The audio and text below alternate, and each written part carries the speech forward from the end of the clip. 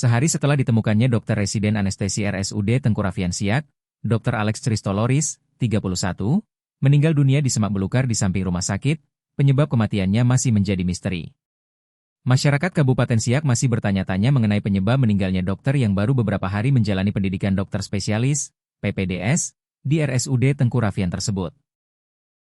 Hingga kini, kepolisian belum dapat menyimpulkan penyebab kematian karena hasil autopsi masih menunggu pemeriksaan laboratorium forensik. Kasat Reskrim Polres Siak AKP Raja Kosmos P mengatakan, proses autopsi telah dilakukan di Rumah Sakit Bayangkara. Namun, untuk memastikan penyebab kematian, sampel masih harus diperiksa di laboratorium forensik. Hasil autopsi membutuhkan pemeriksaan lab for.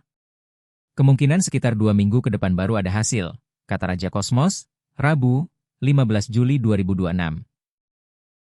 Menurut Raja Kosmos, dari hasil pemeriksaan awal dan olah tempat kejadian perkara, TKP, penyidik belum menemukan adanya tanda-tanda kekerasan pada tubuh korban.